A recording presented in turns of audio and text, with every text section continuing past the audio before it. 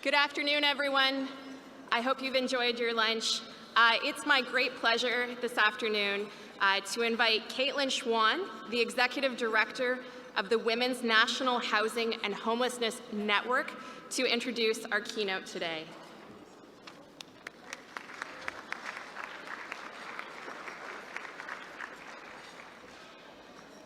Hi, everyone. My name's Caitlin Schwan. I lead the Women's National Housing and Homelessness Network. And oh yeah! Thank you. Thanks, Daniela.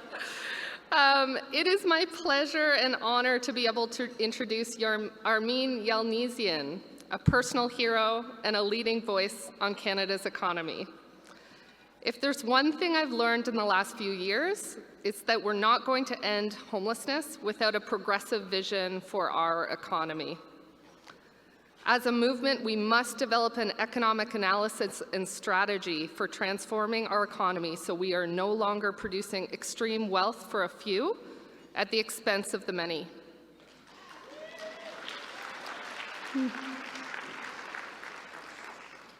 At the Women's Network, we hear every day about women who are forced to skip meals so their children can eat. Women who can't leave abusive relationships because there is no affordable housing in their community. Women who have their children apprehended due to poverty and can find no path to reuniting with them. We hear from women who have to trade sex for housing because the rent is too damn high. This is occurring in a country with the 9th largest economy in the world, a country that has enshrined the right to housing and the right to equality for women. In this context, we need bold and visionary leaders to help us imagine an economy that's grounded in the realization of social and economic rights. And I believe Armin Yalnizyan is just the kind of leader to help us do that. Armin is a leading economist in Canada and the Atkinson Fellow on the Future of Workers, in addition to writing a bi-weekly business column for the Toronto Star. She served as the Senior Economic Policy Advisor to the Federal Deputy Minister of Employment and Social Development Canada in 2018 and 2019, and has been a member of a high-level task group on women in the economy, convened by the Federal Ministers of Finance and Middle-Class Prosperity during the pandemic. In addition, Armin helped shape and advance the Canadian Centre for Policy Alternatives Inequality Program from 2006 to 2016, provided weekly business commentary for CBC from 2011 to 2018, and served as Vice President and President of the Canadian Association for Business Economics from 2013 to 2019. Please join me in welcoming Armin Yalnizyan.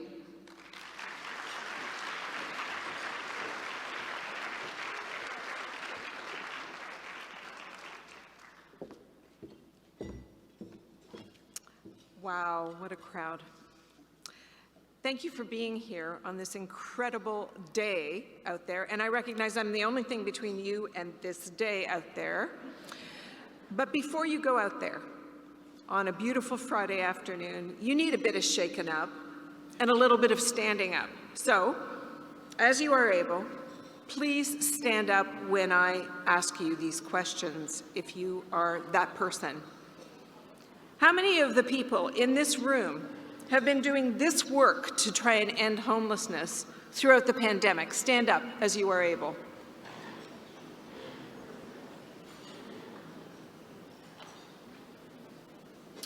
Wow. Now, remain standing if you have been doing this for the last 5 years.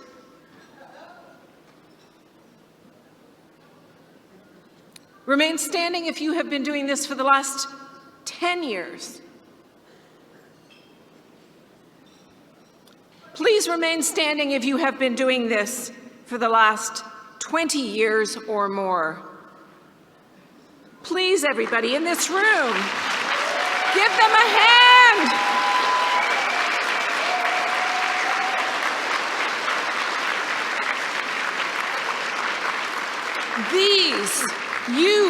You are all the people that put the soul in the soldiers fighting for justice.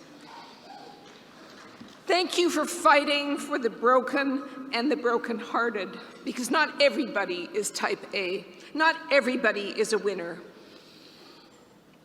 And as the blues song would have it, some people, if it weren't for bad luck, some people wouldn't have any luck at all.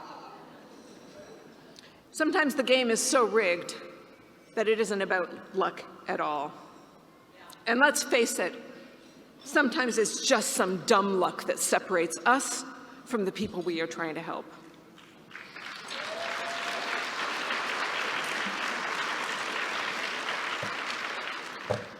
Thank you to all of you for standing up and standing with those who need strength. I have been standing with you. I have been crying with you. I have been pushing with you for almost 30 years. Did you know a quarter century ago, approximately, the Toronto Disaster Relief Committee, not too far away from here, held a conference at the OISE building, which is part of University of Toronto. It was called the National Disaster Conference. And Michael Shapcott, who was running the Toronto Disaster Relief, yeah, thank you for knowing who he is, right? Talk about soldiers with soul. Michael Shapcott called this Canada's National Disaster Conference, and he introduced me at that conference as Canada's National Disaster Economist. Look, in the mid-1990s, that could have as easily applied to my personal life as what I did in terms of my professional concerns, because back then, my personal life was a shambles, but the world was in a shambles, and we saw the writing on the wall. Back-to-back recessions in the early 80s and the early 90s that knocked the stuffing out of the labor market, throwing millions of workers into unemployment. At that very moment, huge cuts by two different types of federal governments, conservative and liberal, in what was then called unemployment insurance and then Orwellianly renamed employment insurance. That meant 4 out of 10 jobless would be receiving any jobless benefits at all, affecting more women than men. Huge cuts in federal housing provisions at the federal level, affecting more women than men. At the provincial level, huge cuts in social assistance, affecting more women than men. Over and over and over again, the feminization of poverty. Over and over and over again, unemployment skyrocketing, putting more men out of work, and who was it that picked up whatever work was out there, part-time, low-wage women, to keep food on the table? Growing needs, less resources, less income, less support, more lives in disarray, more people, both visibly and invisibly, in disarray than ever before. Back in 1982, there were 1,500 emergency shelter beds in this city where I lived and worked as an economist and as a young mother. By 1998, there were 5,000 emergency shelter beds by the time we were talking about the national disaster. Just weeks ago, the City of Toronto published data showing that in September, over 8,000 beds were filled, but the city's shelter system was handling over 700 calls a day, and only 20 of them got placed in any shelter that day. Almost 200 a day were turned away. The pace of calls continues to increase. The share of people who are unhoused will grow, and winter isn't even here yet. The reason? There have been 2 Bank of Canada's interest rate hikes since the beginning of September, when those stats were recorded. There have been 6 interest rate hikes all this year, and 1 more likely to come in December.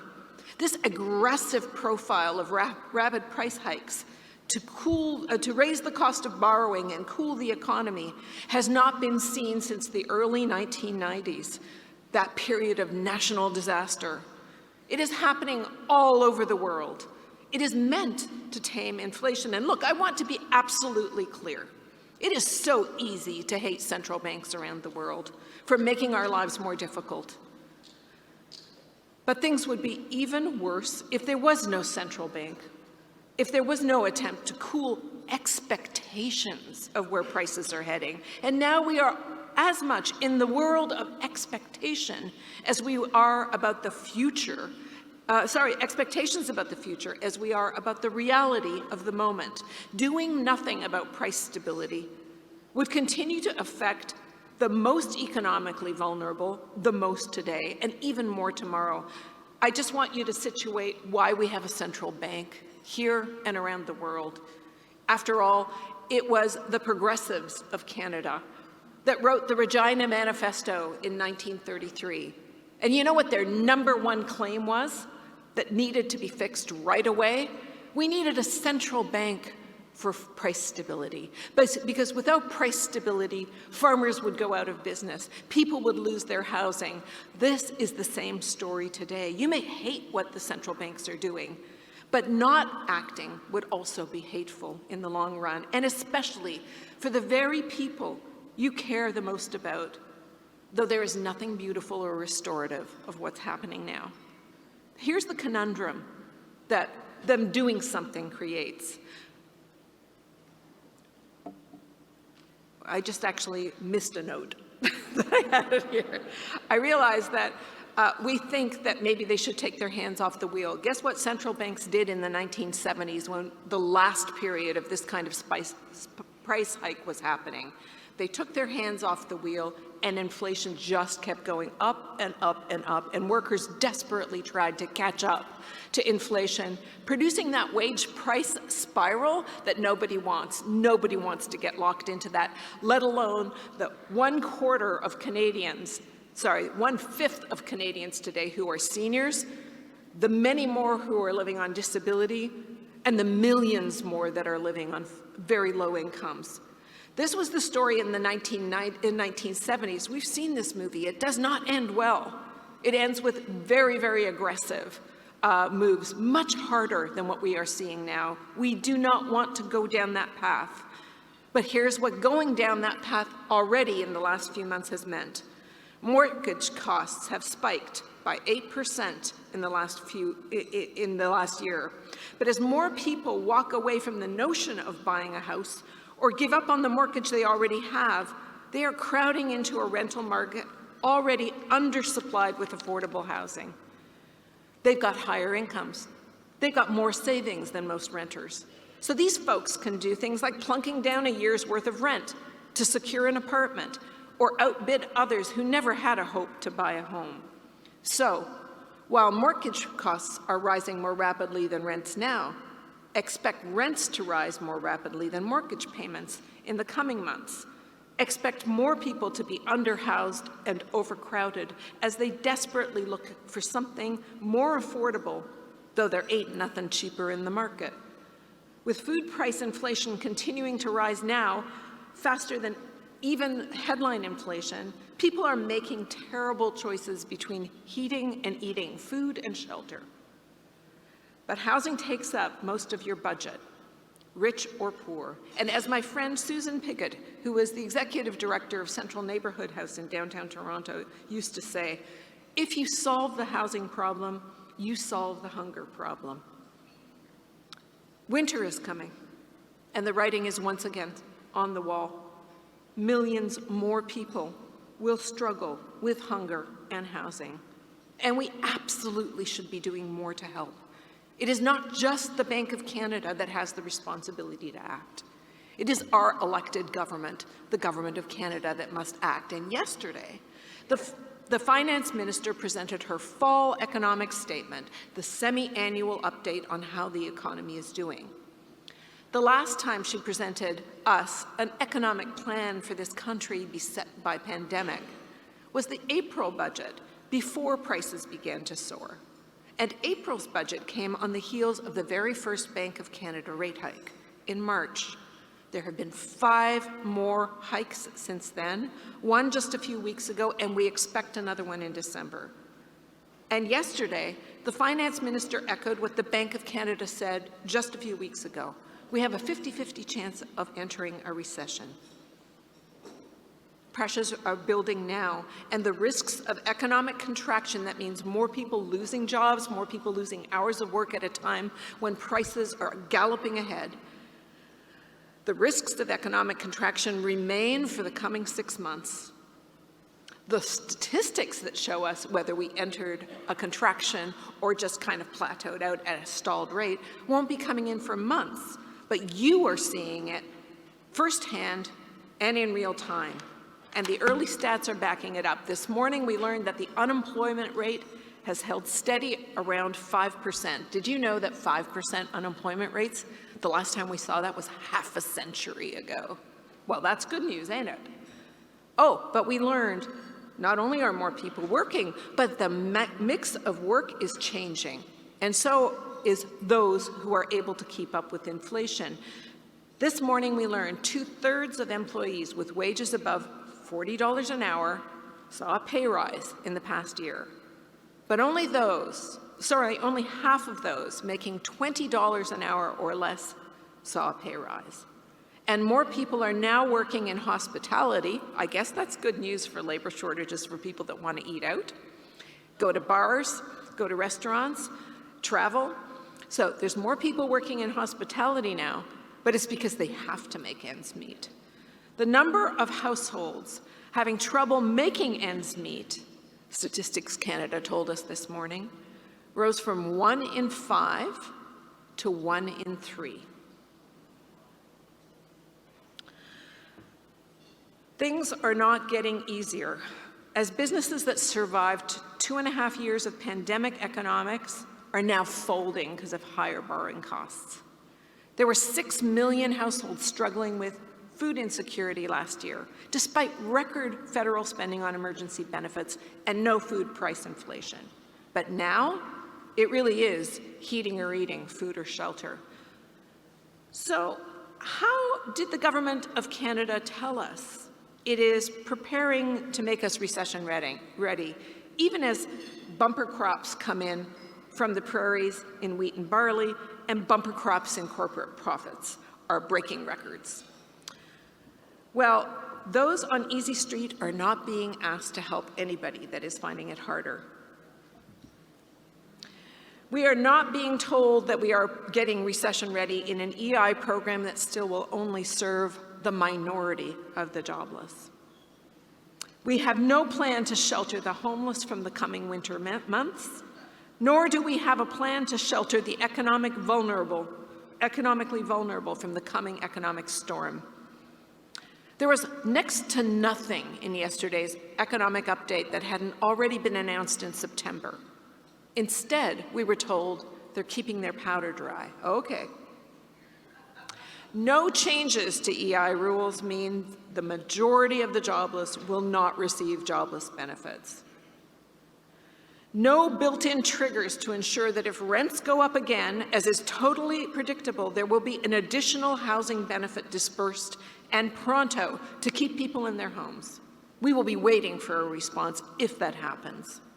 There was no help for the nonprofit sector as we did in the early pandemic, particularly those food banks that are struggling with record rates of utilization and visitors, trebled costs, 3 times the costs of this time last year, and lower donations. Don't even need to talk to you about what's happening to shelter costs. You didn't get anything, just in case you were wondering.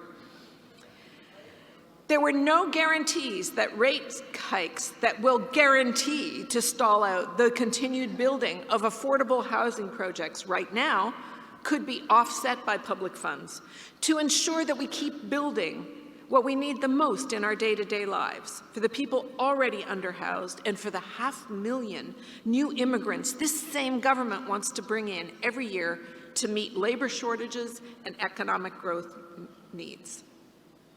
What are we doing?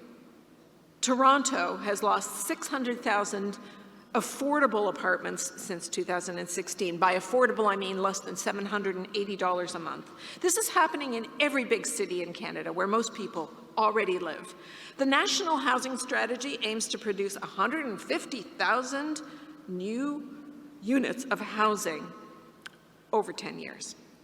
That's 15,000 new units a year. We're bringing in 500,000 more immigrants. More people are losing their houses.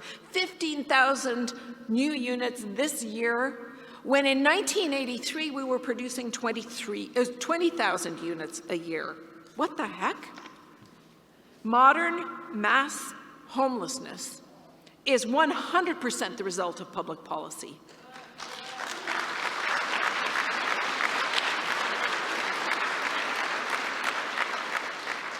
I am mad. I am very tired. But I am not alone. And I'm not done. And I know what can be done, because we can see what we can do when we do it together. When we stand together, we can create a whole new world. As was just said, the 9th largest economy in the world can be and do anything it wants to do. After 50 years of asking, we got a national child care strategy. After 50 years, thank the persisterhood for getting her done.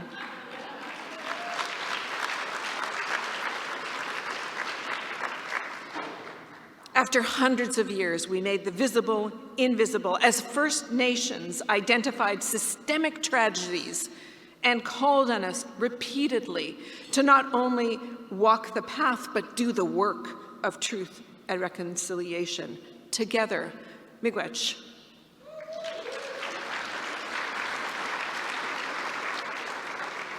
Just a few years ago, we reduced homelessness in Edmonton, and the mayor of Edmonton, Don Iveson, just left, but thank you, Edmonton, showing us that we can reduce homelessness. I don't know if there's anybody online or in this room from Medicine Hat. Is there? Thank you, Medicine Hat, for eliminating homelessness. Keep standing up for one another, brothers and sisters. Keep standing with one another. You know you can't do it on your own. We need solidarity. We will fall down without each other. We need to have each other's back. We need focused purpose. We need energy. And sometimes that energy comes from the parade of outrage, like the one that is just up the street for CUPE education workers.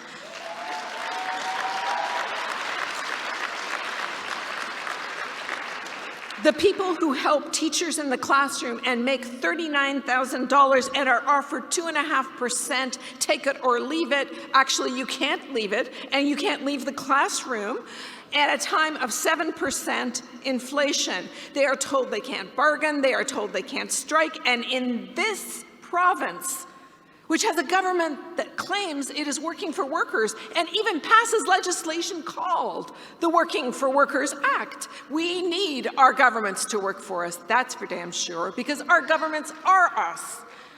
But we need more people like you to get involved in the political process. That's not just voting. That's lobbying, that's running, that's harassing politicians. That's working together every day in the policy process, though I know it's hard to do when every day your work is about survival. But let's just for a moment lift up our heads and see where we are at in the context of history. 50-year lows in unemployment rates, people. Half-century lows. That's not because of an overheated economy. That's because of population aging. That's because more people are exiting the market, the labor market, than entering it. Do you know that since the beginning of the pandemic, over 650,000 people clicked the clock for 65 years of age or older? Now, demographically speaking, fewer people were born just after them, so that group, 55 to 64, that would normally be stepping up, there's fewer of them, and guess what? More of them are taking early retirement, especially women, because there are more teachers and nurses in that age category burned out after 2.5 years of being essential and being essentially disrespected.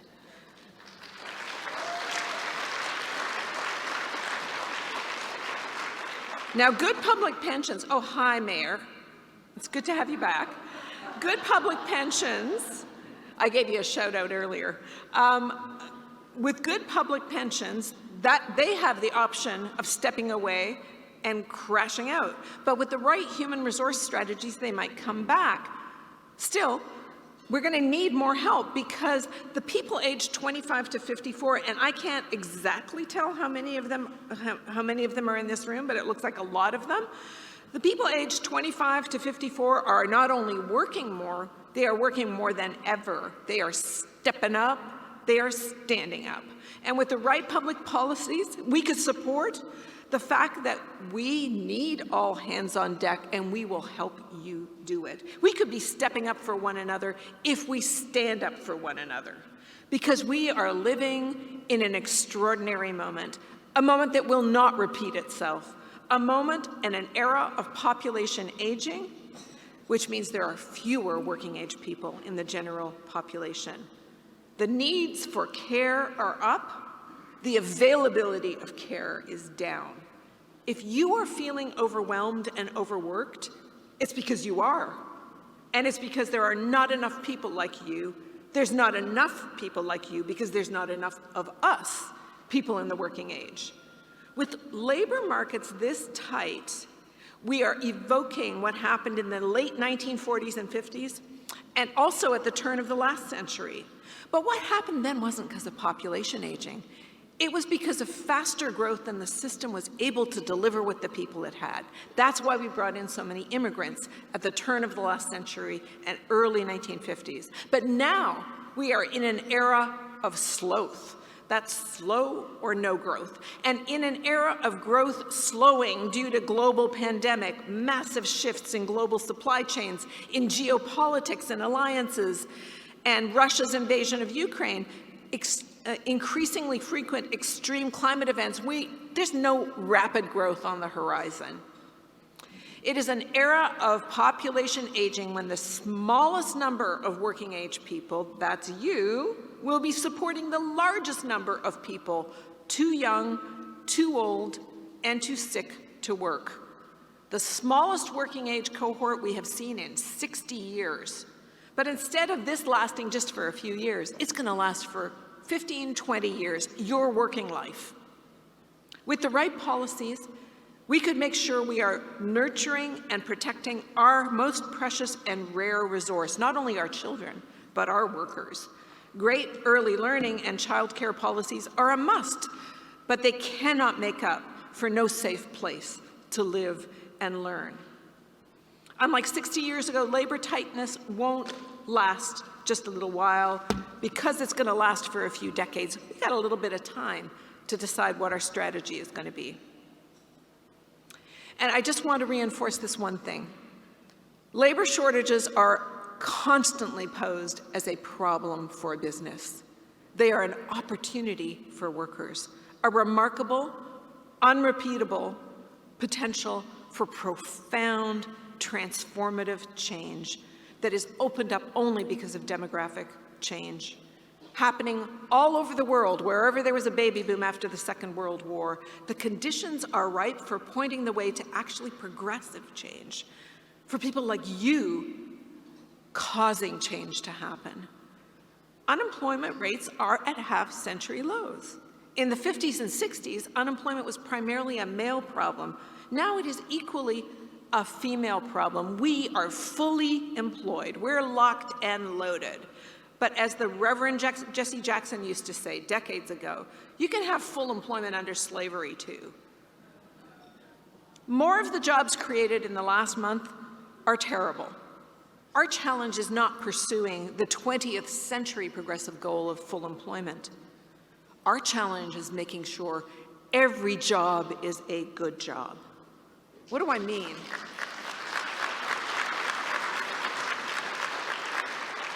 There are three aspects. There's a trinity of goals when you're trying to make every job, any job, a good job. Actually, the any job is a good job is a conservative trope.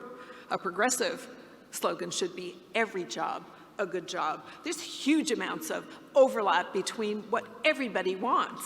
So let's make it happen through living wages that ensure nobody works full-time, full year, and has to struggle to make ends meet.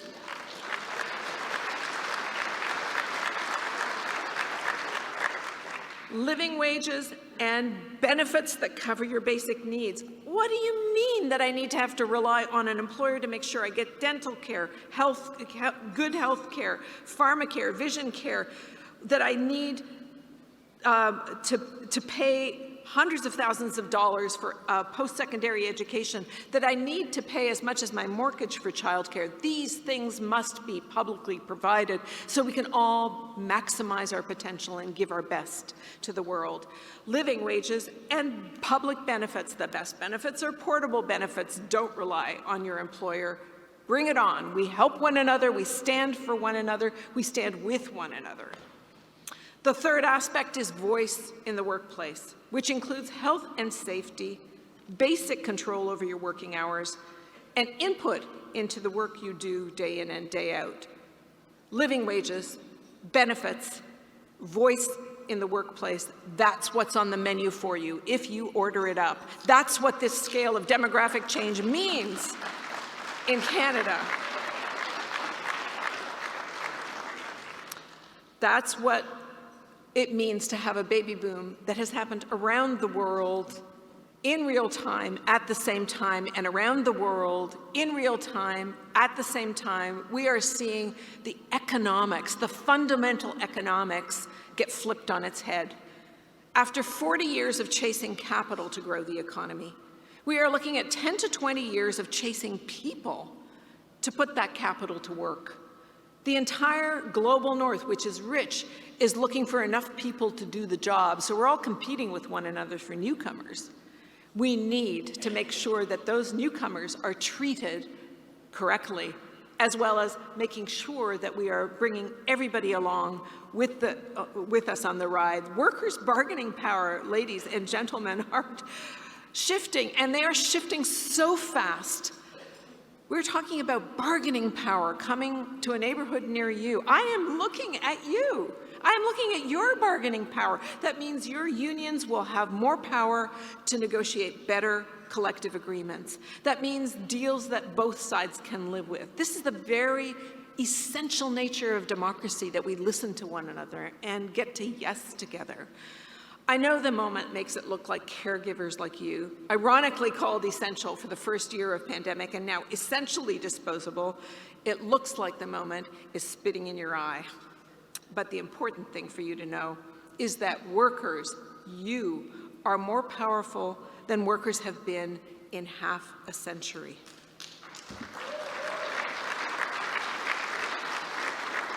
Working together and working for one another, we can and we will change the world. Now, the world may not be ready for this, Jilly, but are you? We could flip the script from trickle-down economics to boosting the economy from the bottom up. We could use that powder that Chrystia Freeland said she's keeping dry. We could use it to explode into transformative power by simply offering the basics to everyone. But you only have to be ready to use your power, to use your stories, to organize yourself and focus your energy, to find solidarity and purpose, to move this mountain.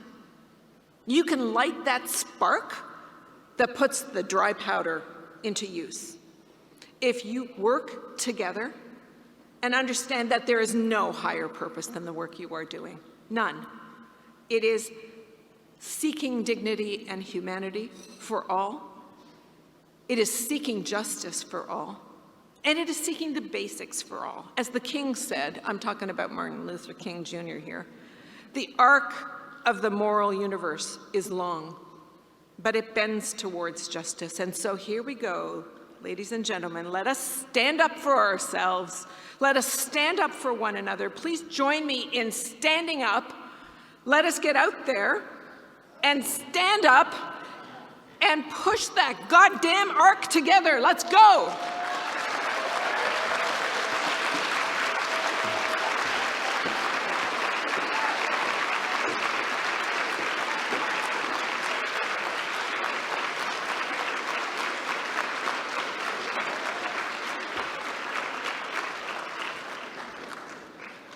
Wow, she said it was going to be a barn burner. She wasn't wrong. I don't know if I need to say anything else. Thank you, Armin. That was excellent. Let's push that goddamn arc together. Now this is the point where we get to talk about our next conference, and we get to announce where the 2023 National Conference on Ending Homelessness is going to be. And I'm proud to say, and I'm pleased to say, we will be heading to Halifax. So I think we have a video from our friends in Halifax.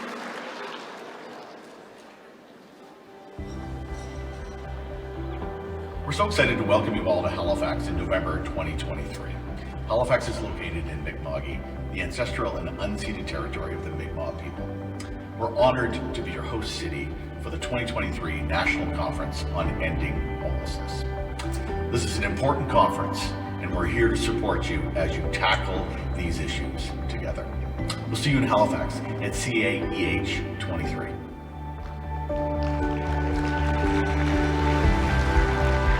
Ending homelessness requires all of us, and that we all work together as we find solutions that support all Canadians finding homes. When we meet again in Halifax at the 2023 National Conference on Ending Homelessness, that is exactly what we will keep doing.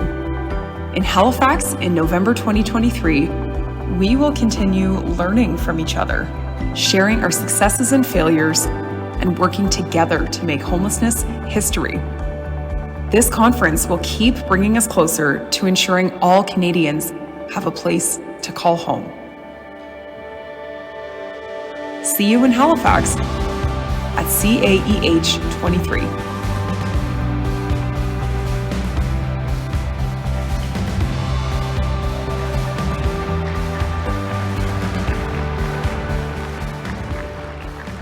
I don't know about you, but I'm really looking forward to next year already.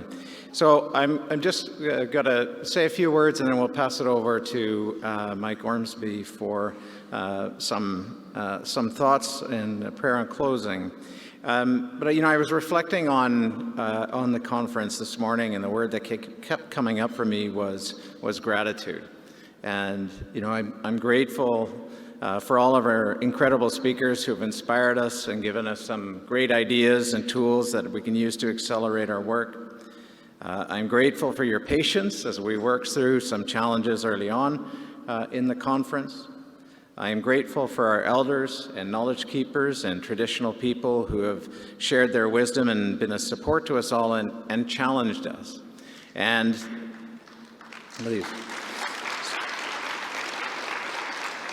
they have challenged us. And earlier this morning I had a conversation with them, and there was obviously a breakdown for us, and the elders were not supported as they should have been supported, and I think feel disrespected in that. I accept responsibility for. There was apparently an incident, or there was an incident earlier where there was something apparently that was racist and inappropriate and wasn't responded to quickly enough. Yes. And there was, so I'm also grateful that they've allowed me to apologize, and I will do it again here in front of you, and to apologize to them. And I'm grateful for the opportunity to make amends with them and rebuild a relationship and make that commitment as well in front of all of you. And one thing that actually comes out of this is the idea that came from them for formation of an Indigenous Council to support us in their work. And I'm pleased to say we'll do that, and we'll start that work with them next week. I'm grateful for our generous sponsors, without whom we could not have put on this conference. I'm grateful for the incredible staff and the board that I get to work with every day, and most of all, I'm grateful to you. I feel blessed to have spent 2.5 days with some of the most incredible people in the country. I'm grateful every day that you were there, doing the work of ending homelessness every day. I'm grateful for the people with lived experience of homelessness who have joined and shared.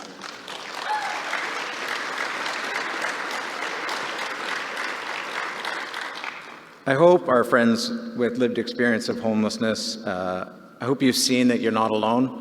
I hope that you've seen that you're in a growing community of friends, peers, and colleagues who are here to support you and share the burden. I hope you know and have felt that you are welcome, that you are surrounded by a national community of love and support who is listening to you, is supporting you, and who shares your urgency to end homelessness. And so I'll stop by saying, I said on Wednesday that we're gathering in one of the most brutal and challenging times in recent memory, but we are not powerless to change that lethal trajectory of homelessness. As Armin said, let's bend that goddamn curve together. And I know we will do it, and we'll do it together. Thank you, everyone, and I'd like to ask Mike Ormsby to come up on stage.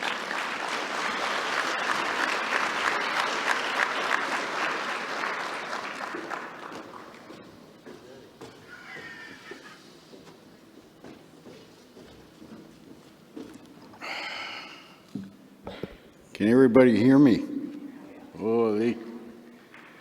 Ani bojo, debwe indishna kas, beshkikamang and dojaba, makwa dodem. Nishnabe, Ojibwe Mississauga and Dow. Made nene, Ogijida nene. Nishnabe, Ojibwe Mississauga nene. So in my language, I just announced who I was. Debwe is the name that I was given by an elder who was my teacher, Art Solomon, and I'll be talking about him a little bit, sharing some thoughts. This is my third actual conference, and out of respect to what Tim was alluding to, there has to be some changes made. And that this organization has offered to accept the challenges that have been made to them. And we'll be addressing that a little bit more. When I'm done speaking, I'm going to be inviting their chairman up. He's agreed to come up and join me and add his thoughts.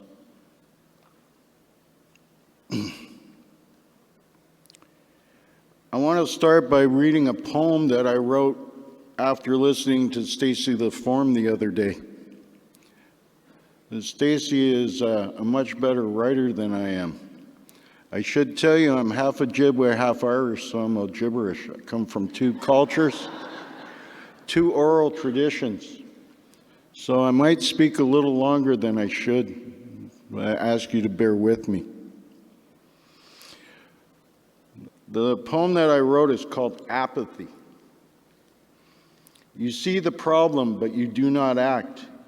You hear their cries, but you say nothing. You know much more is needed, yet let them live with far less. Not your problem, you reason. Somebody else can deal with it. Besides, doesn't the government hand out enough money anyway? Don't they just choose to live like that? If they just worked hard enough, they could have all you have. You didn't make them drink or take drugs. You are sorry, but this is not your problem. Never was your problem. And really, what is the problem? Maybe the problem is you.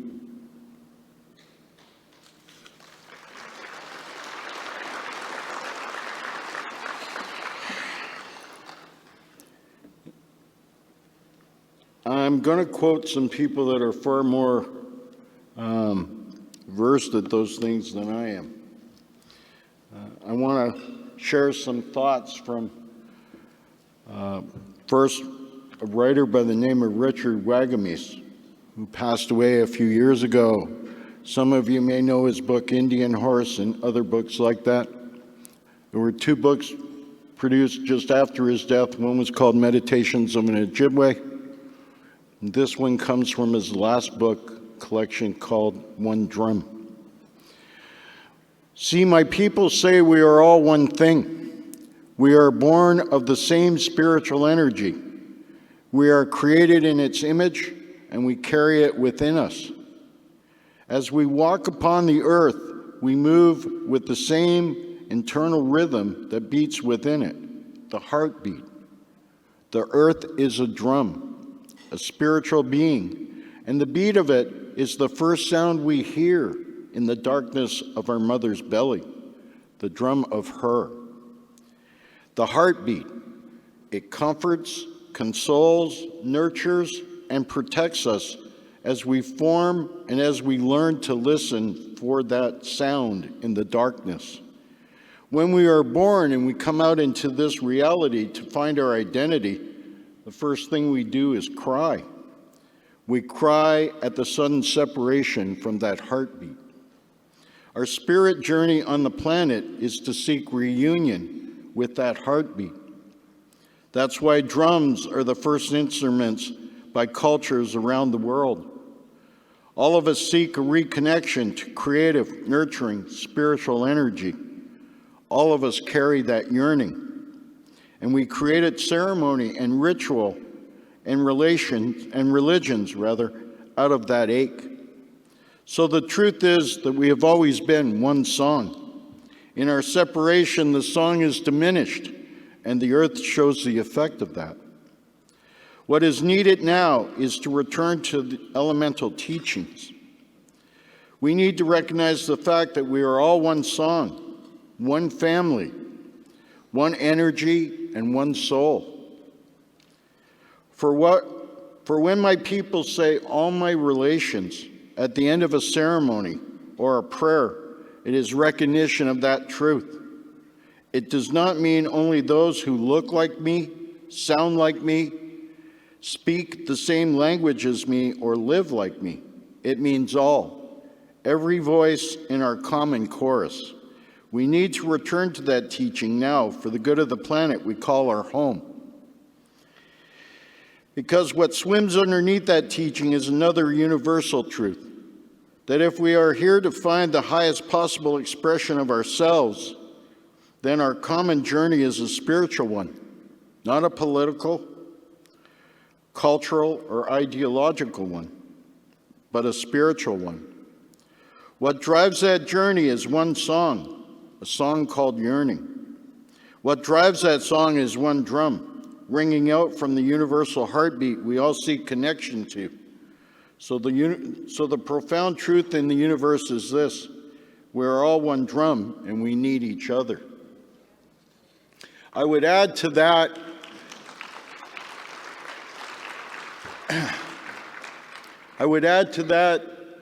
that we use the word Anishinaabe to describe ourselves.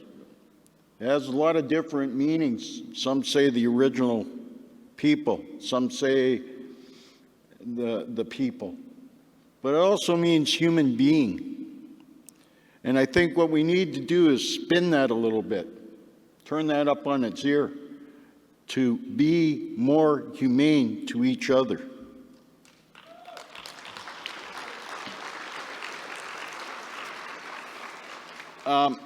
Because if we do that, then we do truly become one song and one drum, beating together in a common purpose, and we are on the path to being healed.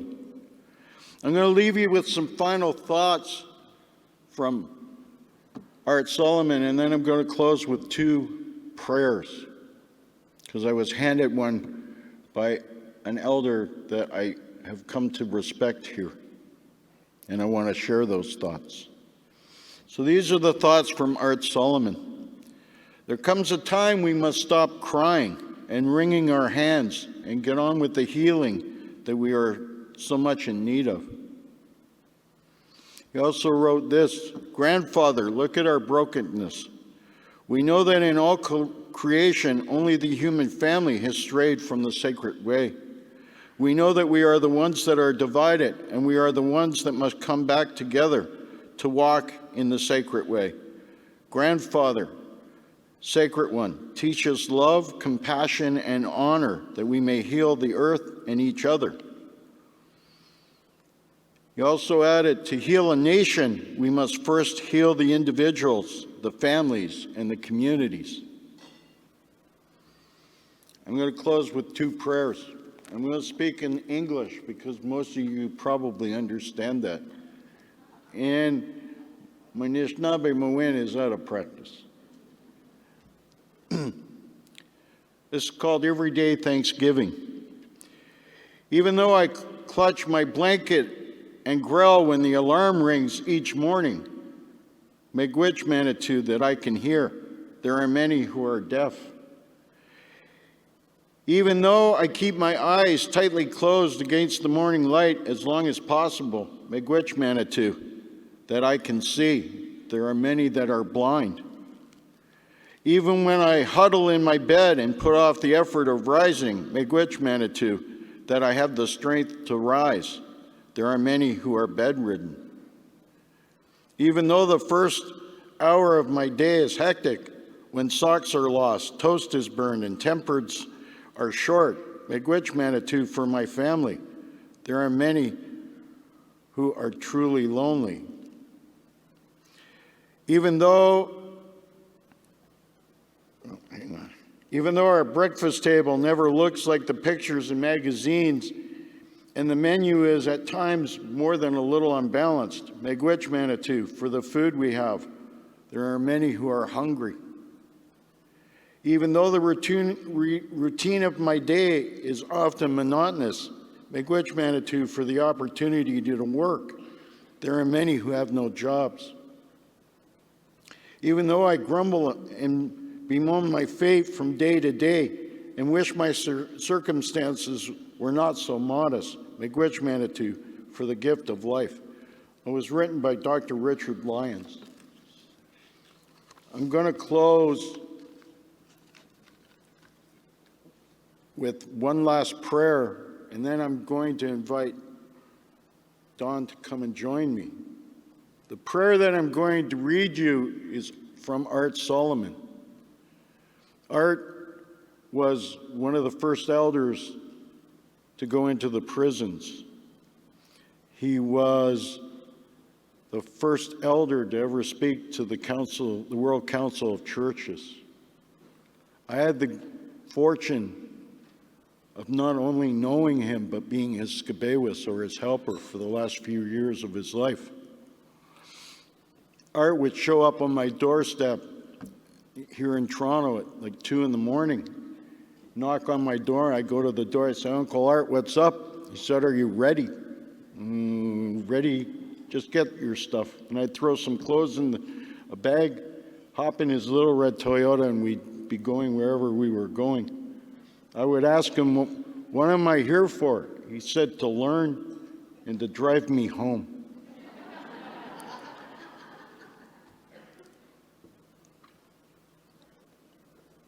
A lot of the things that I say normally when I speak, I try to speak from the heart. Most of those words come from a voice that I hear, and it's Art's. Before I do this prayer, though, I was asked to say something, and I've neglected to do so, and I should do so now. As Tim mentioned, we had a meeting amongst ourselves about some of the concerns that we had. And one of my brothers did not feel that the board representatives, including Tim and one of his board members, really got it.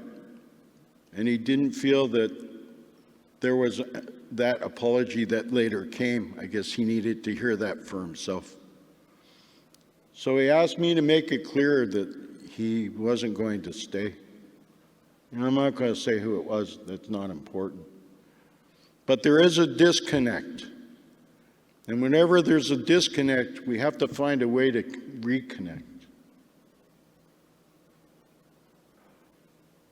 That's what this prayer is about in a lot of ways. It's called Song for the People. Grandfather, Great Spirit, I give you thanks that we can sit here in this circle of life. We send prayers and the very best thoughts. Grandmother, Great Spirit, as we raise this sacred pipe to give thanks to you and all of your creation, we give thanks to the Spirit helpers who came and sat among us. Grandfather, most sacred one, these are your prayers that we send to you as we sit here together and pray. Grandmother, your children are crying. Grandfather, your children are dying. The hands of greed and the hands of lust for power have been laid on them, and all around is death and desolation. The gifts you made for all your children stolen and laid to waste in a monstrous desecration. Grandmother, Great Spirit, as we sit and pray together, we send you this prayer of affirmation. We, your children, who you created in your likeness and image, we will reach out and we will dry our tears and heal the hurts. I hate when pages stick together. The hurts of each other. Our sisters and brothers are hurting bad, and our children, they see no future. We know, Grandfather, that you gave us a sacred power, but it seems like we don't know its purpose. So now we've learned as we sat here together. The name of that power is love. Invincible, irresistible, overwhelming power. This power you gave us, we are going to use. We'll dry the tears of those who cry and heal the hurts of those that are hurting. Yes, Grandmother, we'll give you our hands, and in our hearts and minds and bodies, we dedicate our lives to, we dedicate our lives to affirmation. We will not wait nor hesitate. As we walk on this sacred earth, we will learn together to celebrate the ways of peace and harmony and tranquility that come and in the world around us.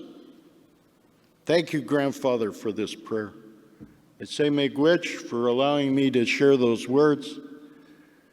I never say goodbye. We don't, that's not in our language. We say bamapi, which means until later. But for the time being, I would like to invite Don to come up and share this podium and add whatever thoughts he would like to add. I say miigwech again for this opportunity.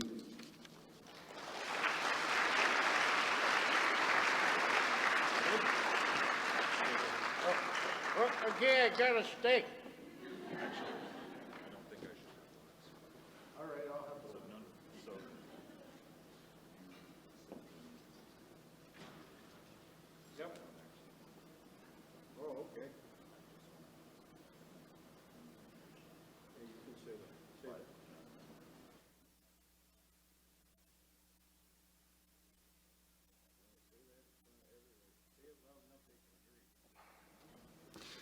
Mike's taught me a lot in the last couple of days. Kinanaskomitin for the teachings and the knowledge. I asked him if I could not say anything because I think he needs to have the last word here. Nitsi hekosun napio kaniganotit ochi nia amiskochi waskahigan. That's my other identity that I was gifted by elders in Edmonton. And I was just saying to Mike, some of my friends back home call me Ogima, which is chief. And I'm not the chief of Edmonton anymore, and I never really was. But I just asked Mike if I could be his escapio in this work that we need to do, his helper. In healing a rift that I've felt for the last couple of days in sitting with him and some of the elders and knowledge keepers and speaking to some of the leaders, extraordinary people from the Indigenous-led housing movement in this country, friends of mine and people I've just met. So we have some work to do. I echo on behalf of the board Tim's apology. We have zero tolerance for racism and discrimination in this organization. And whatever was said yesterday that caused harm, I am so sorry for. And to the elders, we'll do better. You have my word. The board has prioritized decolonization, indigenization, and reconciliation in our discussions over the last year since I joined, and we're committed to support the work and embed ourselves however is appropriate. Again, I humbly ask you to serve as an escapio in this effort. We will do better. We can only solve homelessness by working together, and we're grateful for the invitation to continue to learn. Kinanasko Matin.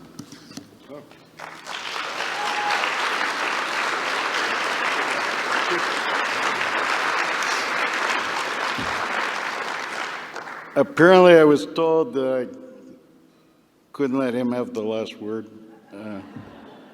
That was his thought, not mine. I wanted to go and sit back there.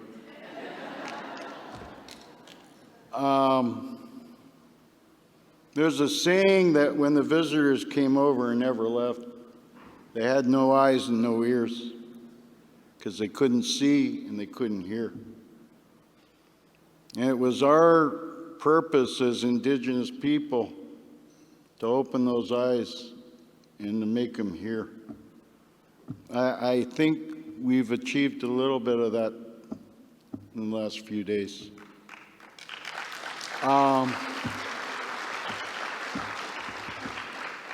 But we have another saying: walk the walk, don't talk the talk.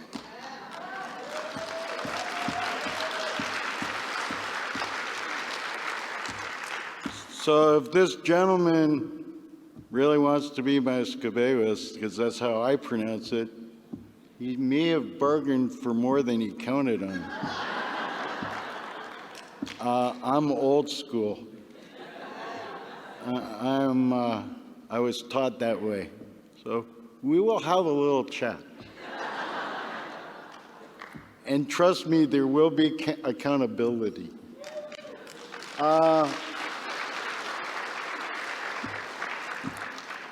But I'm reminded of Mr. LaForme saying, you know, we're really glad that, we welcomed you here, but any of you who have to go to the airport, don't forget where it is, eh?